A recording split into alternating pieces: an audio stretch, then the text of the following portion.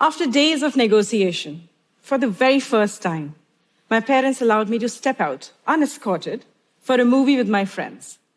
I was 14 and beyond excited with this new freedom I had. With a big smile on my face, I entered a packed theater. And just 10 steps from my seat, I felt these heavy hands grab both my breasts, and before I knew it, these hands disappeared. I screamed and ran outside. And I still remember those dirty handprints on my white, crisp cotton shirt, announcing to the world what had just happened. I returned home devastated, kept the lights on all through the night, and the outdoors terrified me. I didn't want to go out at all. It is not news that women face rampant violence inside homes as well across the world. So if it's unsafe outside and inside, where do we go? Women in India are over 600 million strong.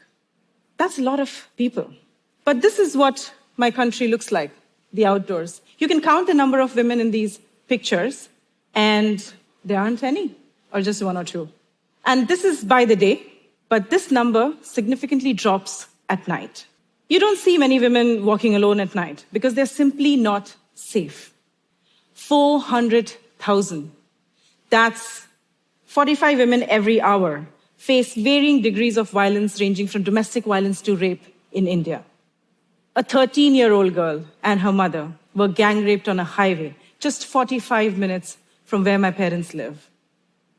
When I heard this, I just recalled the same incident that happened to me. I was devastated. I found myself in the same hysterical state I was outside of that theater. For everybody around me, life moved on. We are hardwired to think that this is just how the world is, instead of asking the fundamental question of how wrong this is. I'm here, and I'm fighting for safer spaces for women by increasing their mobility, by movement of the body and mind to take control over their lives. So, how I did that? I wanted to prove to the world that I can face my demons. And not just for one, but 230 continuous days. So I decided to walk across the length of India, from the very south to the north, a distance of 2,300 miles. 2,300 miles, how much is that? If we started from LA, you would reach New York. If you started from Stockholm, you would reach Cairo.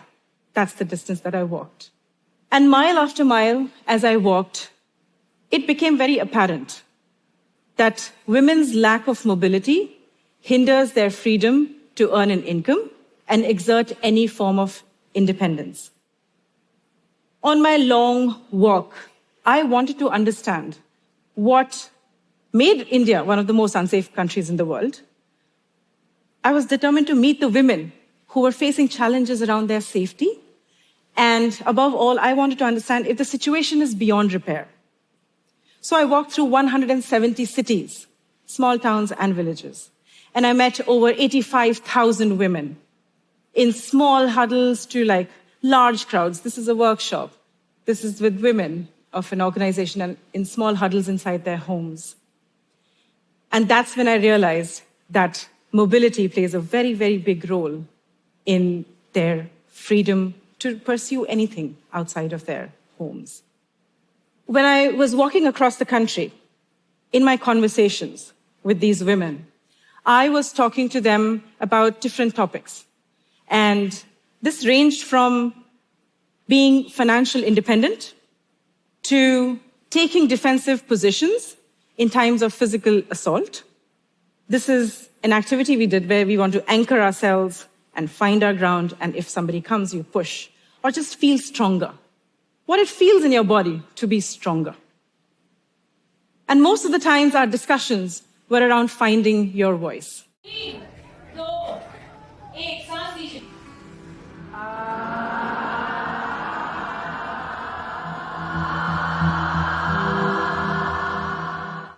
I wanted women to move with their bodies and to shift their minds. The media amplified our cause and reported with new energy on a demand for a safer country for women.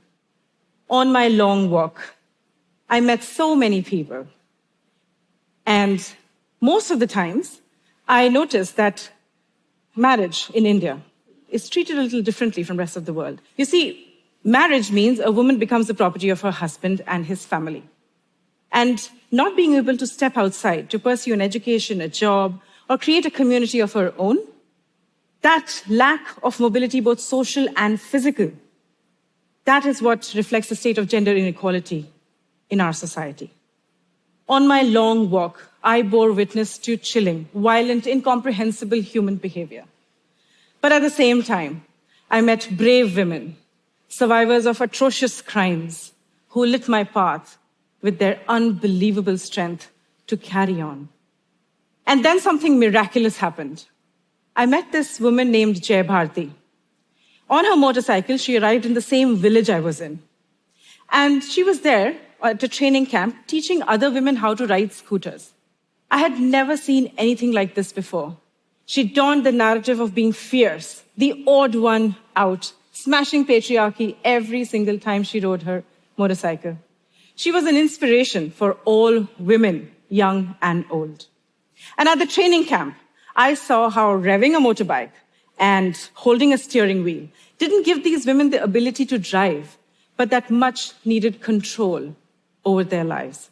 And I knew instantly that having women take charge and create change for themselves is the only way to transform our broken systems.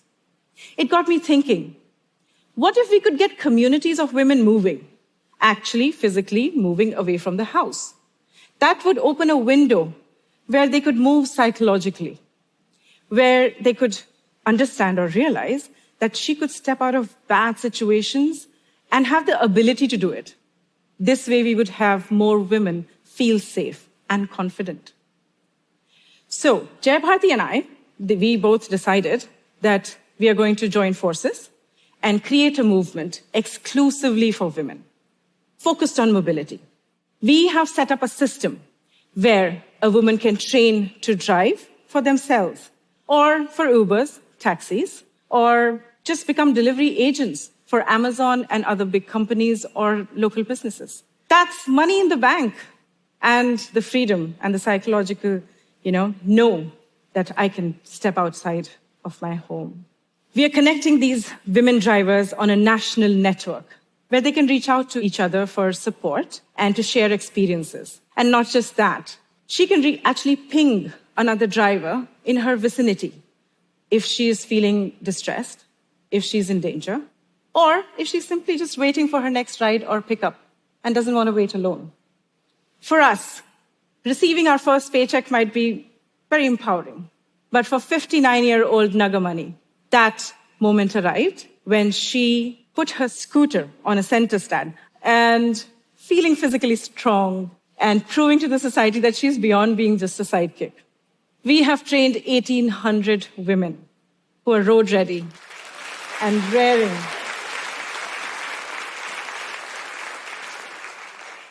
Road ready and raring to go. And our decade-long mission is to bring 1 million women into mobility and be the largest network of women drivers connected to each other.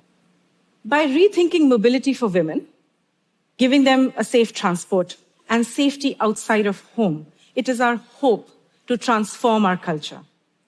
Apart from having a profound impact on the Indian economy, this is about something much bigger. As you all know, when we move, we can be seen. The more women see other women in public spaces, the more safe, independent, and empowered each one of us will be. So, if we can learn how to walk, certainly we can learn how to fly. Thank you.